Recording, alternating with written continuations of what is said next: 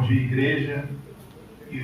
A gente queria continuar o tema sobre os ofícios de Cristo para nós, os benefícios que Jesus exerce em nosso favor. A gente, a morte dele na cruz, sobre a ressurreição. No domingo passado falamos sobre a ascensão dele e sobre a sua posição de rei lá no céu. Hoje eu queria falar um pouquinho sobre a posição dele como nosso sacerdote no céu, nosso sacerdote eterno, que está nos representando e intercedendo por nós junto ao Pai. Eu queria pedir que vocês abrissem em Hebreus 8, versículo 1 até o 6. Podemos ler todos juntos? Ora, a suma do que temos dito é que temos um sumo sacerdote tal que está assentado nos céus, à destra do trono da majestade, ministro do santuário e do verdadeiro tabernáculo, o qual o Senhor fundou e não o homem. Porque todo sumo sacerdote é constituído para oferecer dons e sacrifícios. Por isso era necessário que este também tivesse alguma coisa que oferecer. Ora, se ele estivesse na terra, nem tampouco sacerdote seria, havendo ainda sacerdotes que oferecem dons segundo a lei, os quais servem de exemplo e sombra. Divinamente foi avisado, estando já para acabar o tabernáculo, porque foi dito: olha, faze tudo conforme o modelo que no monte se te mostrou. Mas agora alcançou ele ministério tanto mais excelente, quanto é mediador de uma melhor aliança, que está confirmada em melhores promessas. Deus sempre teve o plano de salvação do Evangelho para conosco. Mas a administração desse plano, o modo como Deus comunicava este plano, nem sempre foi da mesma maneira. No Antigo Testamento, Deus estava começando a revelar esse plano.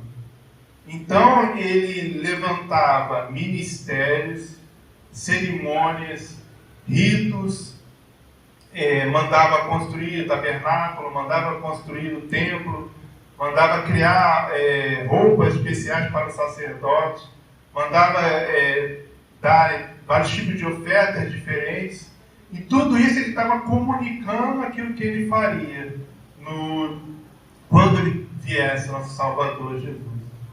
O nome Cristo significa ungido, quer dizer, uma pessoa que, literalmente falando, que recebe uma unção de óleo sobre a sua cabeça.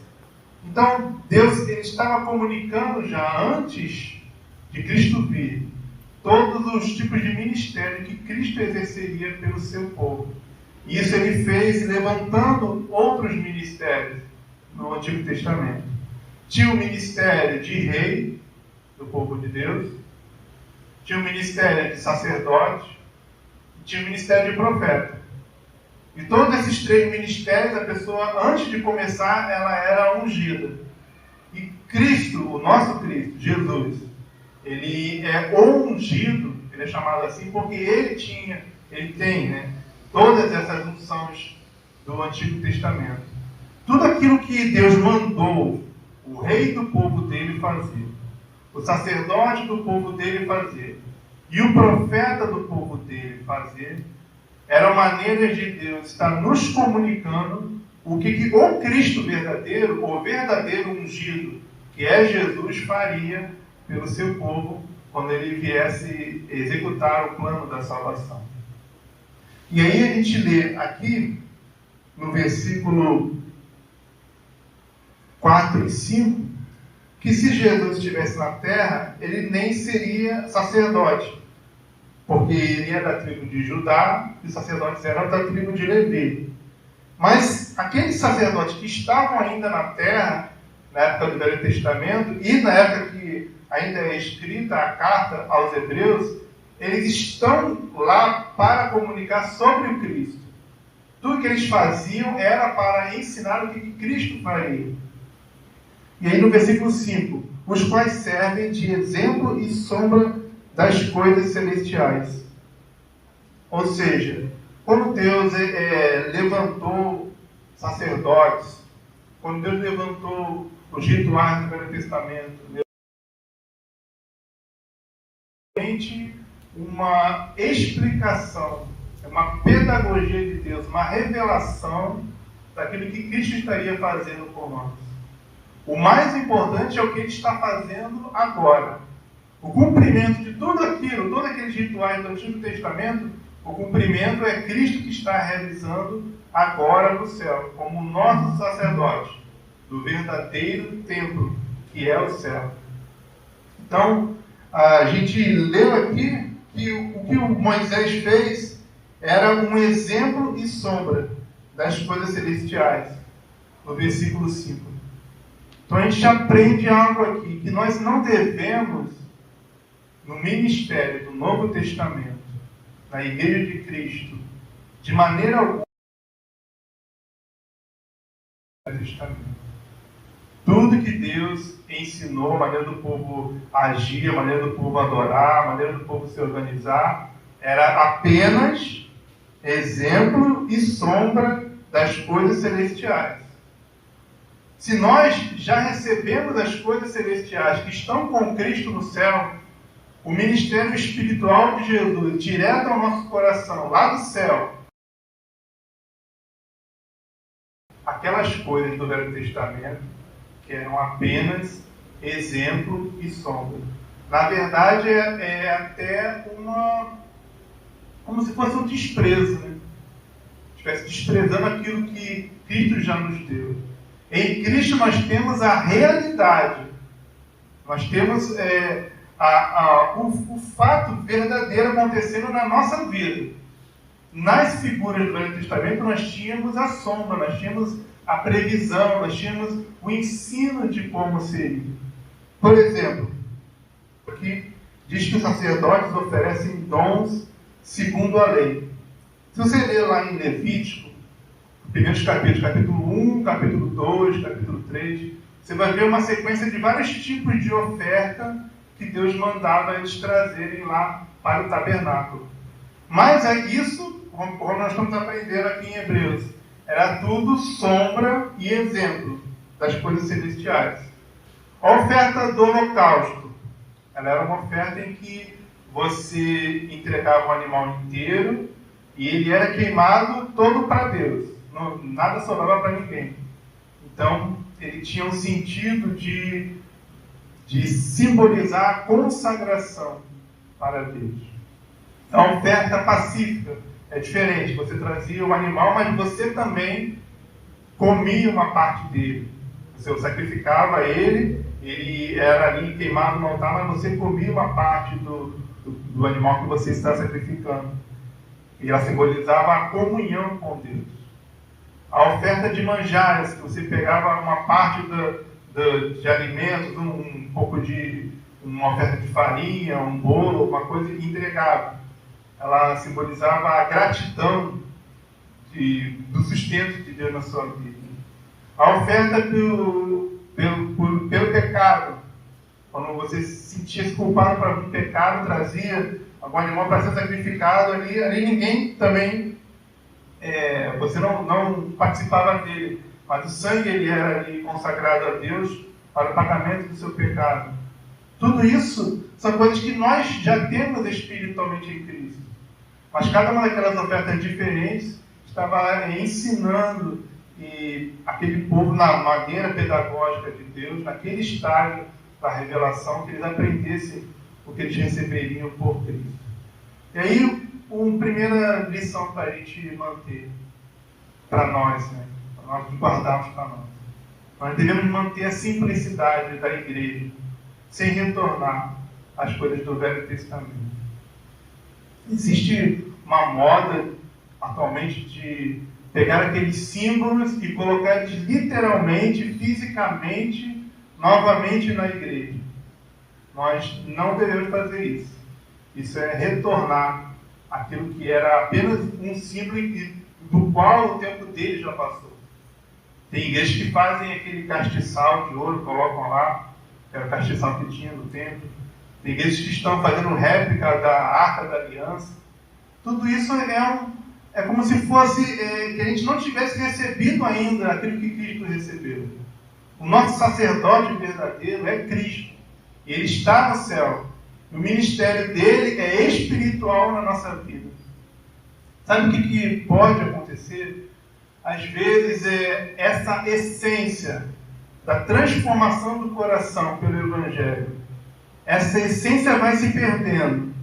As pessoas não sentem mais o impacto do Evangelho nas suas vidas. E aí elas precisam compensar com coisas visíveis.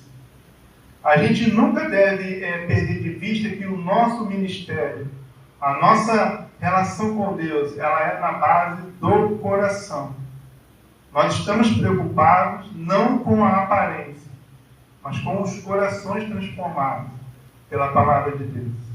Mas quando nós enfraquecemos na fé, enfraquecemos no Evangelho, aí a gente fala, então, das figuras, das coisas visíveis que já tiveram o seu tempo.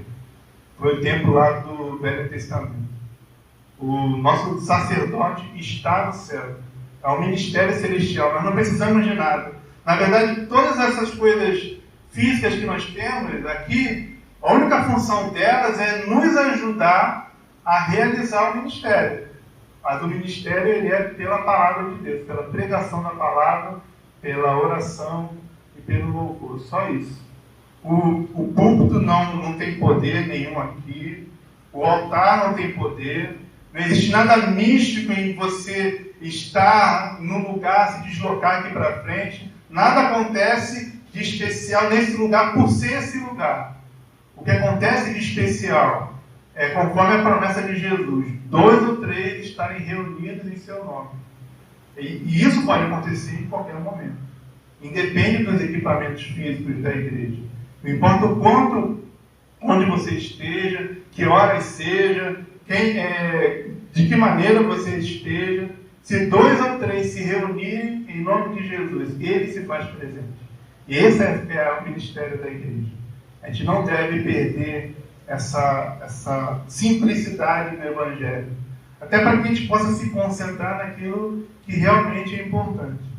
Quando a gente perde a essência e fica com saudade da aparência do Velho Testamento, a gente começa então a se focar só nas coisas da aparência. Né? Mistificar os objetos, mistificar os lugares e até mistificar as pessoas. É o que eu queria falar no versículo 6. Mas agora avançou ele, ministério tanto mais excelente, quanto é mediador de uma melhor aliança, que está confirmada em melhores promessas. Porque o ministro de Deus, o ministro mesmo, ministro com M maiúsculo, para nós é Jesus Cristo. O mediador é Jesus Cristo.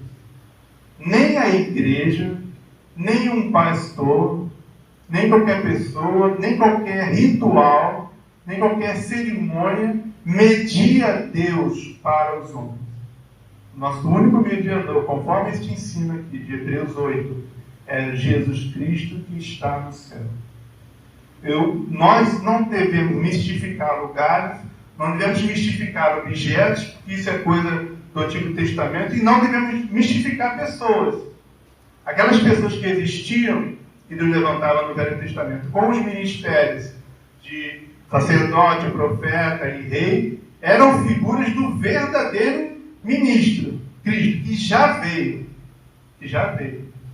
Então, se Deus fez coisas extraordinárias por meio deles, se Deus deu poder a eles, era apenas para focalizar no verdadeiro que viria. O nosso Senhor Jesus, que já veio, Ele está no céu. Nós, na realidade da igreja, nós somos absolutamente iguais. A única diferença é que a gente distribui tarefas. Quando a igreja ela consagrar um pastor aqui, ela não está recebendo um sacerdote, um mediador entre Deus e a igreja.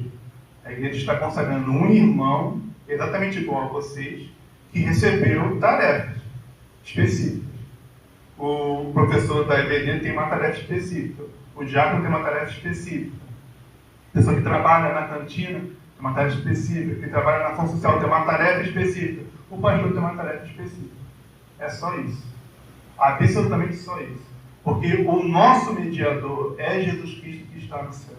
Inclusive, é por isso, por essa crença, dessa igualdade total dos crentes na igreja, é que nós, na Igreja Batista, fazemos a Assembleia como nós fazemos, que daqui a pouco vai ter aqui. A Igreja Batista é uma das que dá poder ao membro da igreja dele participar da administração da igreja. Por quê? Porque são todos iguais. Porque o único mediador é Cristo. E cada um de nós tem acesso direto a Cristo.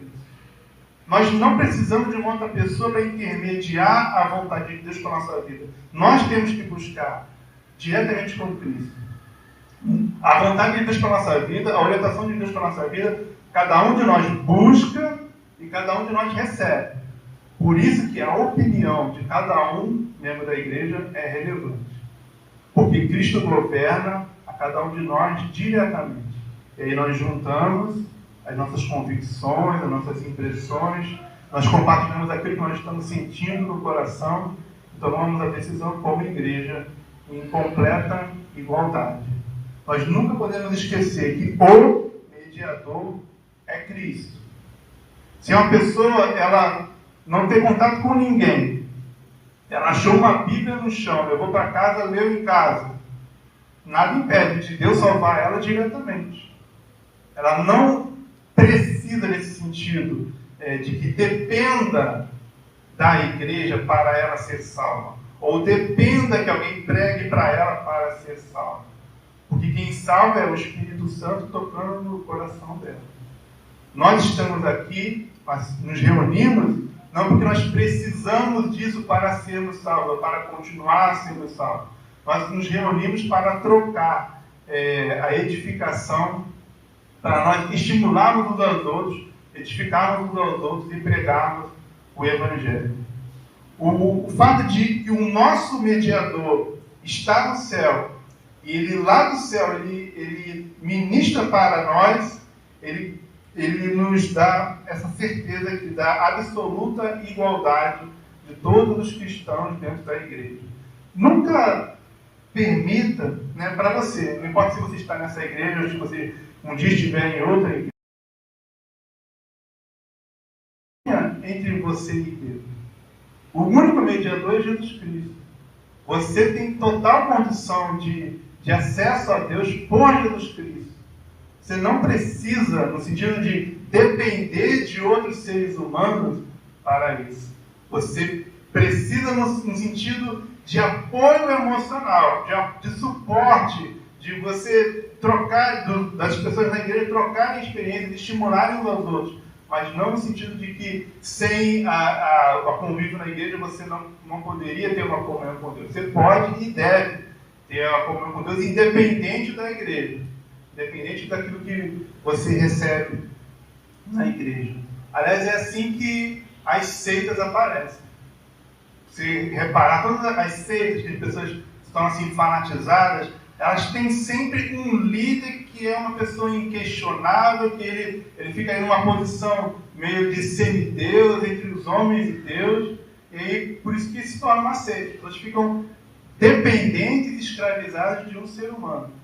Mas o Cristo nos libertou para nós sermos livres. E nós somos livres juntos na igreja, porque isso nos faz bem. Mas não somos juntos na igreja porque dependemos de algum ser humano, além de Jesus Cristo. No final do 6 também fala que essa melhor aliança do nosso sacerdote no céu, ela está confirmada em melhores promessas. Hoje, vou falar somente de duas promessas. Uma está lá em Hebreus também, no capítulo 4, versículo 14 ao 16. Quem puder ler para mim, por favor. Visto que temos um grande sumo sacerdote, Jesus, Filho de Deus, que penetrou mantenhamos firmemente nossa confissão. Porque não temos um sumo sacerdote que não possa compadecer-se da nossa fraqueza, porém um que, como nós, em tudo foi tentado, mas sem pecado. Cheguemos, pois, com confiança ao trono da graça, para que possamos alcançar misericórdia e achar graça, a fim de que sejamos ajudados em tempo oportuno. Então, a primeira promessa que nós vamos ver, que é uma melhor promessa do ministério sacerdotal de Cristo no céu, é que ele, sendo um sacerdote, que como nós foi tentado em todas as coisas, ele sempre se compadece de nós. Ele está lá para nos informar que nós sempre seremos perdoados dos nossos pecados. O perdão dos pecados não é uma coisa que ele fez uma vez na cruz. E aí você, no dia que creu em Jesus, foi perdoado daquele dia. Não. Ele está lá no céu continuamente, intercedendo ao nosso favor, para nos ensinar e nos dar essa confiança. Nós sempre seremos perdoados. Ele é um sacerdote eterno. Está continuamente no céu nos representando. Sempre que alguém for a Deus por meio de Jesus Cristo, pedir perdão em nome de Jesus, será certamente perdoado. E esse texto que nós lemos nos estimula a gente não hesitar. Às vezes nós tropeçamos, às vezes nós caímos em pecados. E às vezes é um pecado que nos causa vergonha. E aquela comunhão que nós tínhamos com Deus, nós temos vergonha de continuar. Às vezes tinha um horário de oração, que sempre tinha, mas chegou o horário, mas naquele dia nós tropeçamos feio, nós estamos com vergonha de falar com Deus. Mas Cristo, sacerdote eterno, seu pecado será sempre perdoado. Sempre perdoado.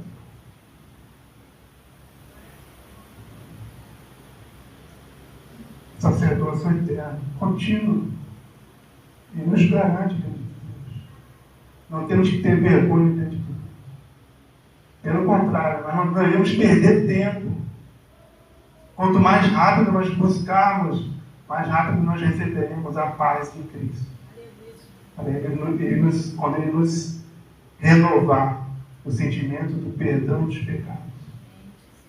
Por Ele ser o nosso sacerdote eterno no céu. A segunda melhor promessa do Novo Testamento. Eu queria que alguém lesse em João 17, 24.